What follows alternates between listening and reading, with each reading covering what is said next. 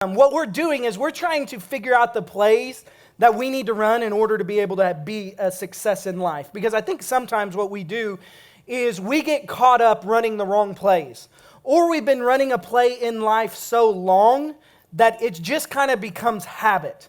And even though that play doesn't work, even though that play is not great for us, we still continue to run it because that's just the play we've run so long.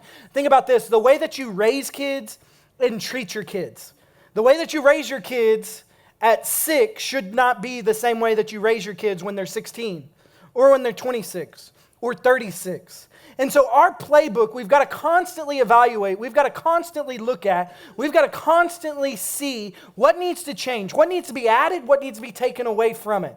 And so we stare into this playbook of life and we look to the Word of God to see what it is that He desires to say to us. And today what we're looking at is this. We're looking at a play that I think a lot of us are running right now, and it's called the play of being overwhelmed. How many of you can really associate with that? And that I'm just overwhelmed sometimes. Sometimes walking through life, I just feel like when I get up in the morning, before I ever step down, before I ever take my first step, I already feel like there's not enough time in the day. I'm already worried that I don't have enough time to accomplish and do everything that is placed in front of me. I was reading an article this week, and it was about a great theologian and a great leader of our generation and a great musician. His name is Justin Bieber. And so I was reading an article about him this week and about his journey in life. And can you imagine at the age of 13, you're sitting at home and you're playing music in your room in front of your computer, and every now and then you desire, to play in other places or do something like that, so you get little gigs here and there, but you're mainly just in front of a computer playing, and one day the right person gets a hold of your music and loves it, and you go from being a 13-year-old boy in a room playing music to one of the greatest, highest-selling artists ever in the history of music, going from playing in your bedroom or singing in the shower to now singing to stadiums full of people. Now from being dropped off at school and nobody really knowing who you are to now every time you go out into public, you have a mob of people all around you that are swarming you. You go from just being a normal boy to have hundreds of millions of dollars. And he talks about that craziness of life and how it was so overwhelming to him that he didn't know how to handle it. And that he started making a lot of bad decisions because he just didn't know how to handle success, because it literally came overnight. And he talked about how now, just through his relationship with Jesus, getting back to the roots of who he was before he ever became famous, has now changed his life again and trying to get back on track. But some of the things that he has dealt with in the past and just that overwhelming feeling and that overwhelming sense, I think a lot of us, as we think about it, I think a lot of us are in that spot where we get up every morning and we are just overwhelmed. Think about it. I've got 4 kids every single morning when I get up. And most of the time I try and get up before my kids and read my Bible and have a cup of coffee. And normally I'm in a pretty good mode after I read my Bible and have a cup of coffee. And I go in and I wake them up, and the girls, they're no problem getting up. I mean, they jump out of bed and they are downstairs and they are getting their hair and makeup and everything like that. The boys are a different question. They are a different problem. I go in there and I'm like, boys, it's time to get up. And the first time's easy. Boys, said it's time to get up. Come on. 10 minutes up. Boys, I thought y'all were getting dressed. What are you doing? Get up. We're going to be late. Come on. Come back right. If you don't get up right now, I am going to kill you. Get out of bed. Let's go. I don't care if you wear a shirt to school. Just get in the car. We got to go. You've got to let's go. And then we get in the car and we're driving and they're like, I'm hungry. I didn't have breakfast. Like, son of a gun. Like, you should have got up when I told you to. I didn't brush my teeth. I was like, I don't care about that. Somebody else has to deal with that, not me. But then we've got some friends who, they've got 5 kids.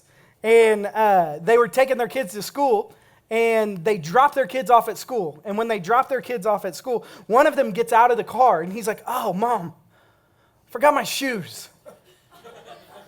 It's funny because you would think he's probably 5. He's 10. She's like, "What do you mean you forgot your shoes? How do you get out of the car? Like, how do you get in the car, headed to school, and look down and be like, oh, I just got socks on?" Like, whose feet cannot feel that they don't have shoes on? She's like, "I live 15 minutes away. I've got to go get his shoes, come back because I can't send him to school without shoes, come back, then I'm going to be late to work because of that." And so some of us, we just feel overwhelmed with everything that's going on. And we just feel like when we get out of bed, that sometimes there's just not enough time in the day. Think about kids. I mean, even as they grow up, even as they get older, you start balancing schoolwork. You start balancing church. You start balancing sports. You start balancing home and food. And you get up and you take your kids to school, and then you drop them off. You go to work, and at work you're overwhelmed. You've got so much going on, you don't feel like you can get through the day.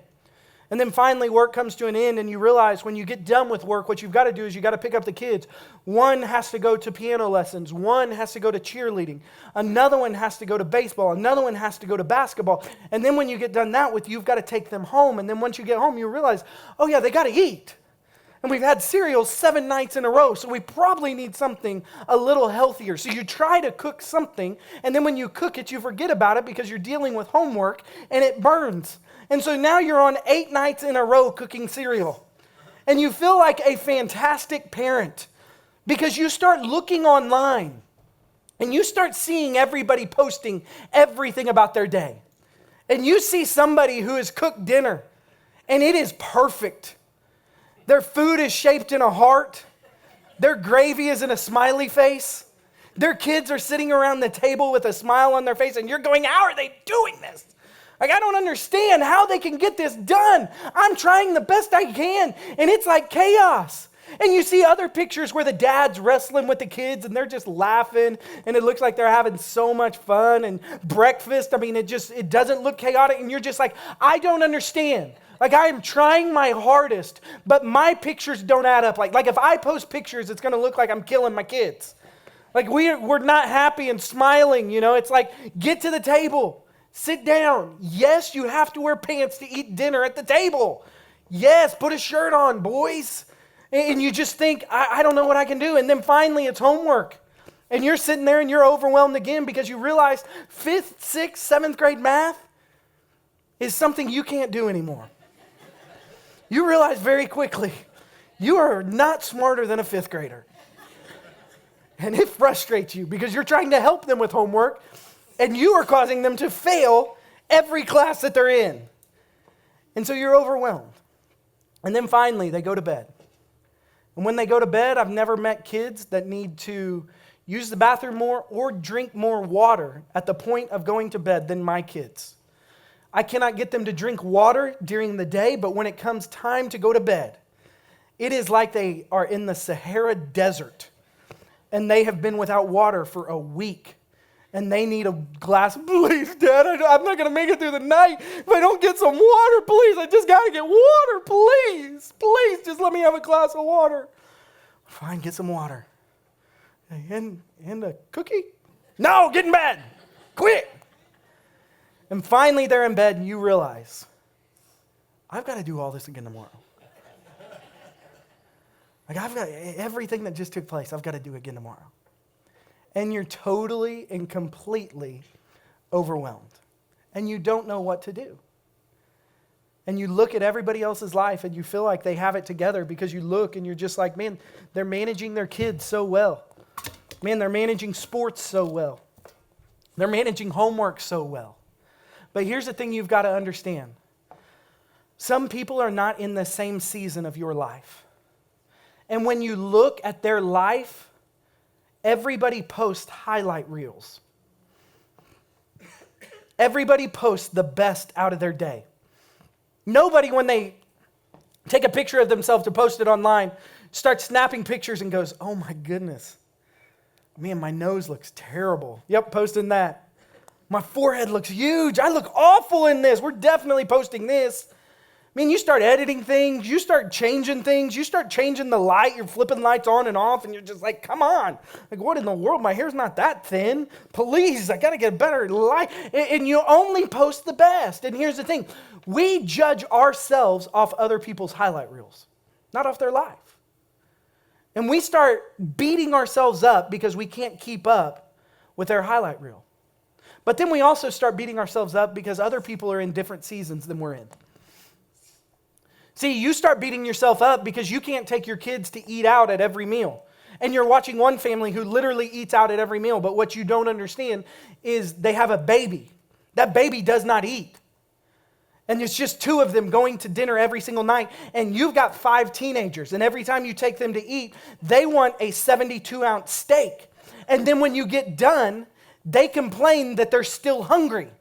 And you're frustrated because you're looking at that family and you're saying, well, if they can go out and eat, we should be able to go out and eat. Like if they're doing all this fun stuff, we should be able to do this fun stuff. But here's what you have to understand. There are different seasons in life.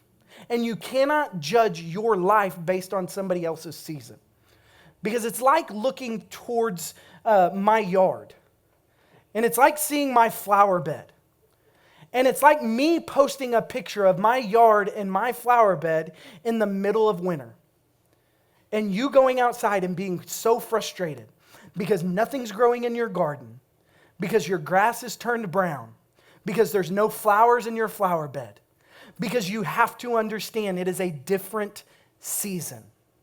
And so what I want us to look at today is how in the world do you and I handle this overwhelming feeling that you and I sometimes get.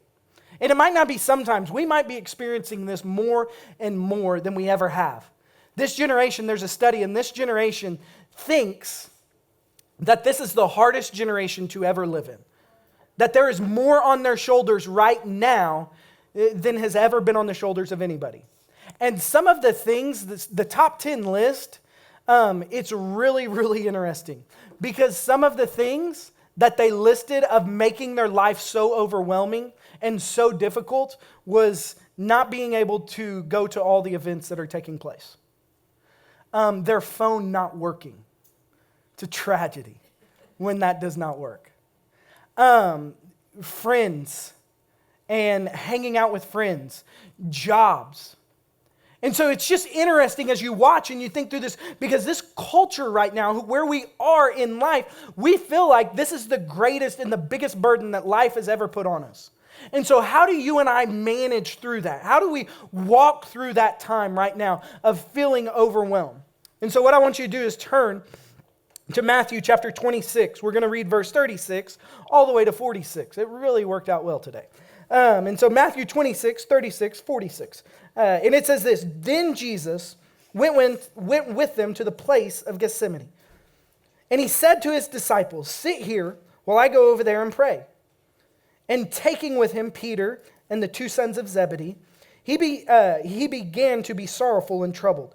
And then he said to them, my soul is very sorrowful, even to death. Remain here and watch with me.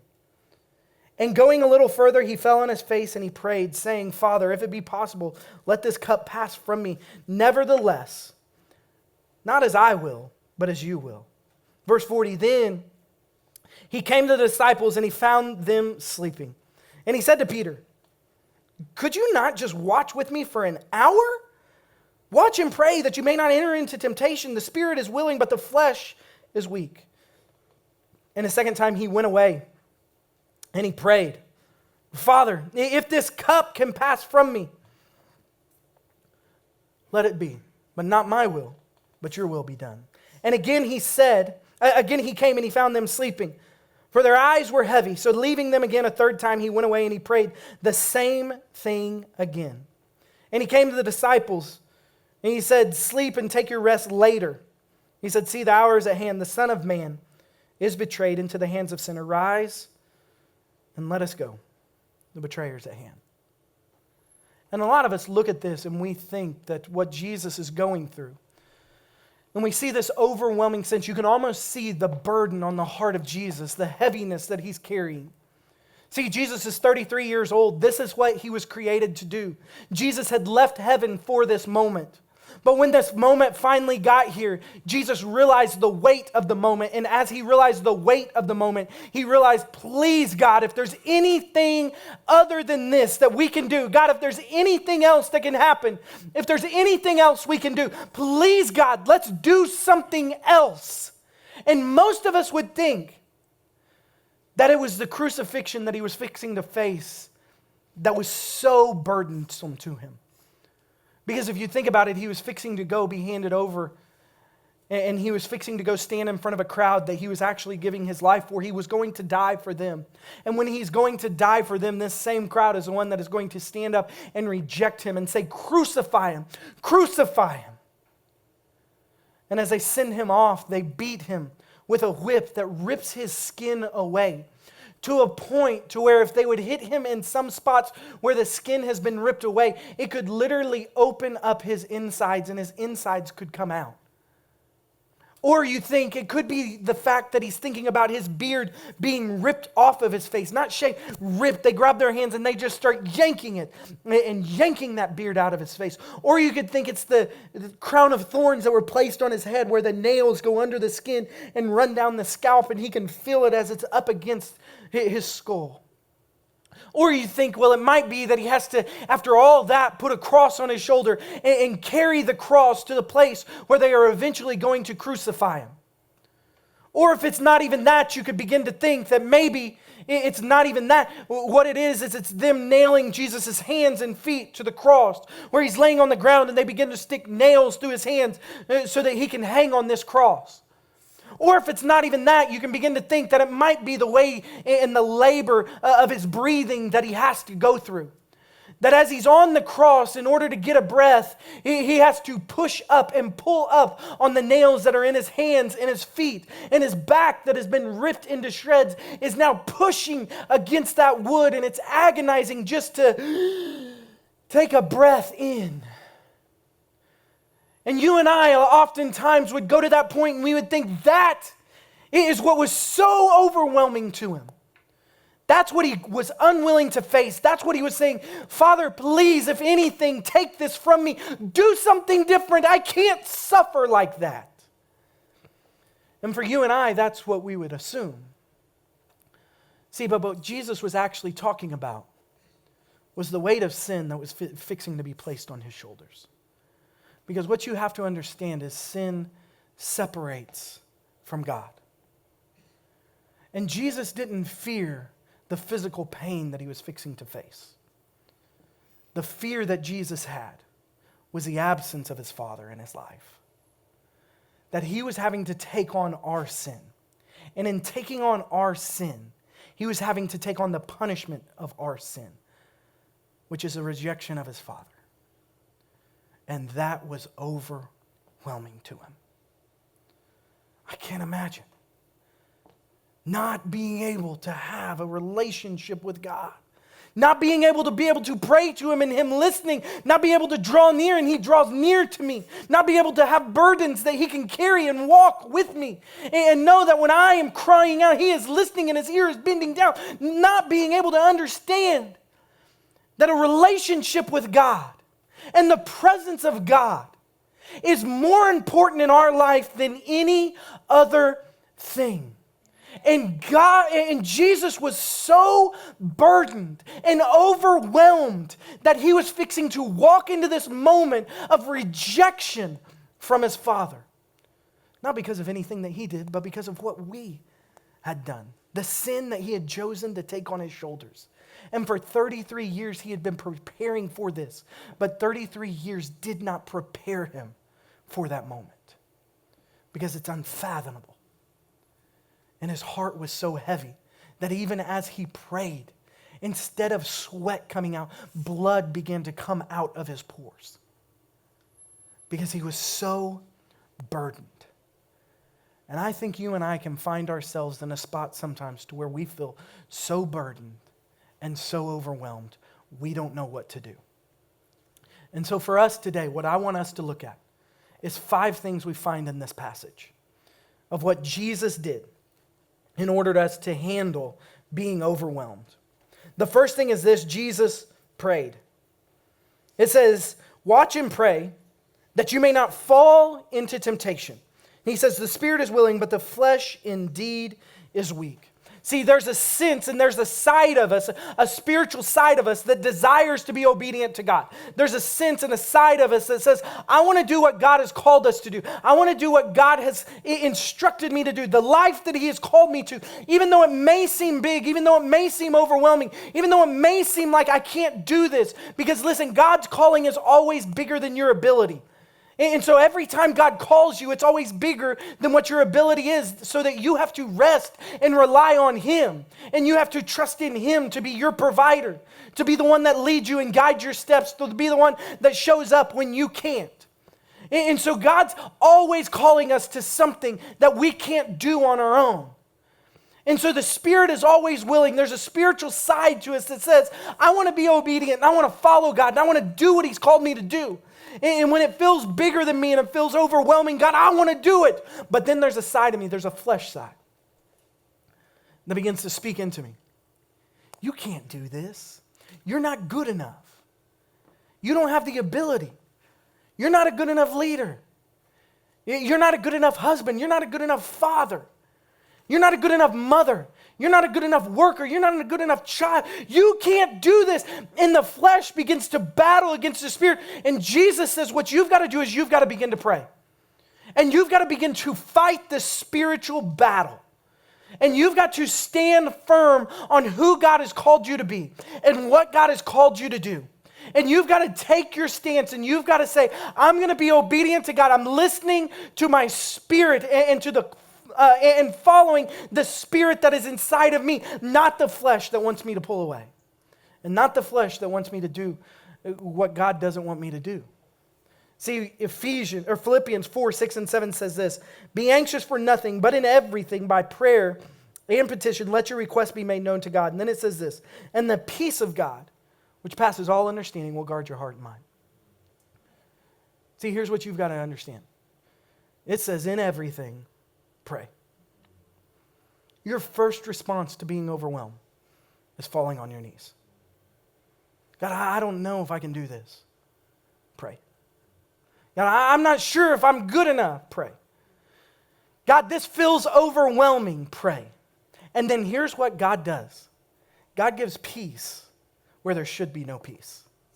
Have you ever met those people that they're walking through one of the hardest times that you've ever seen, one of the hardest times in life, and somehow they are walking through it with such grace, and you don't understand how there is a smile on their face, and you don't understand how they're getting through it, and then you recognize that it's the peace that God gives in situations that you don't expect it, in times where you're not understanding it. And He says this: and the peace of God, which passes all understanding, it'll guard your heart and your mind. Where does that sense of doubt, where does that sense of fear, where does that sense of overwhelming the burden come from? The heart and the mind. And so what does God do? God sets up camp in front of the heart and the mind. And He fights back fear when we fall on our knees and pray. And so we pray. That's our first response. But the second thing is this. What we've got to do is we've got to find friends. Jesus took Peter, James, and John with Him to pray. Because there's sometimes in some moments that you're not going to be able to handle everything that is thrown your way. Because listen, if you can do it on your own, then you're not doing what God has called you to do. Because what God has called you to do requires you to have the right people in your life to lift your arms up when you can't. There's a story about Moses in the Old Testament. The children of Israel are fighting the Amalekites. And God had told Moses, if you keep your arms above your head, I will give you victory. But as soon as your arms go down, you're going to begin to lose. And so the battle begins, and Moses is holding his arms up, and you can imagine all the emotion, the adrenaline that's running through his body as he watches the children of Israel and the war in front of him, and he's watching victory taking place. And he's holding his arms up, and hours later, as they are still fighting, he's holding his arms up, and they begin to shake, and they begin to get tired, and they begin to get weary. And he's doing everything that he can. He's doing his best. He's being obedient. He's following God. He's doing exactly what he was called and told to do. But in that moment, he finds himself overwhelmed and weak. And his arms are shaking, and as his arms begin to go down, this sense of failure comes over him because he's watching as now the children of Israel begin to lose ground. And now people that he knows, names that he can call, men that he has sat with and ate with, he is watching them as they are getting killed because he can't do it. Because his strength is gone. Because he can't help them when they need it the most. And he's watching as the enemy is pushing back and they're losing ground.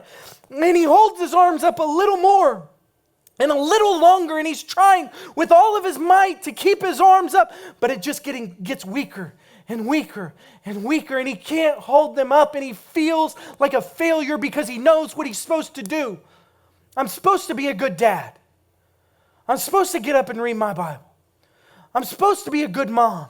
I'm supposed to set a good example. I'm supposed to go to work and be the person that God has called me to be. I'm supposed to go to church. But I keep missing it. When I miss it, I just feel like a failure and I don't feel like I can do it anymore. And I can't get my hands up and I'm trying and I'm trying and I'm trying, but I just can't do it anymore. See, that's when you need the right friends in your life. You need the friends who are going to come alongside and they're going to grab your arm. They're going to go, hey, where you can't, I'm going to help you. Hey, where you're weak and you can't get that arm above your head anymore to get the victory that God has claimed in your life because God has already said it, the victory is there. You just have to do it. When you don't have the ability to do it on your own, you need those friends in your life who are going to come around you and lift your arms up when you can't lift them to bring you to the victory that God has created you to have. Because sometimes in life, you can't do it on your own. Sometimes in life you get so overwhelmed and you try and you try and you try and you try. But in that trying you continually fall short. And you need the right people in your life who are going to lift your arms up and who are going to point you to the victory that God has created for you. And Moses had two friends who came alongside and they held his arms up. And when he could no longer hold his arms up, when he no longer had the strength to do it, they stood next to him in order for the victory to be possible. You need friends in your life who are going to push you towards the victory that God has for you. Who, when you are too weak, when you are too overwhelmed by the situation in the moment, you need people speaking the truth of God into your life. When you feel like, I don't want to go on, I don't want to get out of bed. It's too much. It's too overwhelming. I've got the worst news ever. I'm sick. I can't. I don't want. There's no purpose anymore. I've tried. My marriage is falling apart. My family. I lost my job. I can't hold my arms up anymore. I've tried. You need people coming next to you, holding your arms up, patting you on the back and saying, you can. And we're here to help you do it. And we're here to help you get the victory. But not only that, you have to do this. The third thing is this. You have to do your part. See, some of you are pretending that God is a genie. And so what you do is you hold the bottle that you think God is in and you rub it. Because what you do is you found yourself in a situation that you have put yourself in. And now you're wanting God to get you out. You've screwed your finances up so bad. Because you've gotten credit card after credit. They just keep sending them to me. I don't know why. Like I just keep getting them in the mail and they tell me, hey, you got this much money. So I just keep using it. And now they're trying to come get everything that I have and I'm in a little bit of trouble. So I rub the bottle. Genie, God, please come fix this problem. Or your marriage is falling apart because you don't treat each other right. You don't say anything nice to each other. You don't spend time with any. You don't date anymore. You don't do the necessary things in order to have the relationship that you're supposed to have. But yet you come rub the bottle and you just say, God, I need you to come fix this. I need you to come do this. I need you to change this. I need you to change what you're like, help my marriage again. I'm not changing. I need you to change it. I'm not changing the way I spend my money. I just need you to provide me with more money. And here's the thing. Some of us put ourselves in a situation and we expect God to get us out of it. when we've done it to ourselves. Some of us are overwhelmed with finances, with kids, with money, with everything. And we're looking and we're saying, okay, when I get up in the morning, I've got to do all this for the kids, then I've got to get this done, then we've got to come home and we've got to get the homework done, and we've got hours of homework to do, and then finally when they get in bed, I still have to go clean the house, and I have to get everything done, the laundry needs to be done, all this, and I'm overwhelmed. And listen, maybe there's time and a season for everything. And what you're doing is you're trying to put everything in one season. And maybe what you do is you need to start making some choices that say, now's not the right time. Now's not the right season for everything. My kids, I love watching them play sports. I love it. But the problem is we can't let them play every season. Because it comes a point to where then it starts affecting everything that we're doing. It starts affecting my relationship with my wife. Because we're so busy, we're so frustrated, we don't have time for each other, so it begins to affect our relationship. And so then we begin to get short with each other. And then we just we become roommates. And then we're just living and passing each other in the hallways and sleeping in the same bed, but not communicating anymore. Because we're trying to do everything else for everybody and we're trying to keep up with everybody else. But the season that we're in right now does not allow us to do everything that we need to do. And so you have to choose. You have to do your part. Jesus, looking at the moment, went up to Gethsemane. He said, I've got to go pray. I've got to go pray. You've got to know what you need to do, and you've got to set your schedule accordingly. And there are some seasons that you can't do everything. And so figure out your seasons. Figure out what season you're in. Figure out what's going on in your life. And then the fourth thing is this: wait on God. Jesus said this, I'm going a little farther. And he fell on his feet and he fell on his face and he prayed. And he said, Father, if it is possible, let this cup pass from me. Nevertheless, not my will, but your will. God, if you can, God, please take this burden. God, I don't feel like I can do what you have called me to do. God, I don't feel like I have the ability. God, I don't feel like I can juggle everything. God, I don't feel like I can accomplish everything that you have created me to do. God, please take this burden. Let's figure out a different way. Let's figure out something different. Let's figure out a different way to do this. And he says, but if you don't, I trust you, and I'm going to do it. Like if nothing changes, I'm going to follow you. I'm going to be obedient. If I get up tomorrow and I still feel overwhelmed, I'm going to be obedient. And I'm going to fulfill the call that you've placed on my life.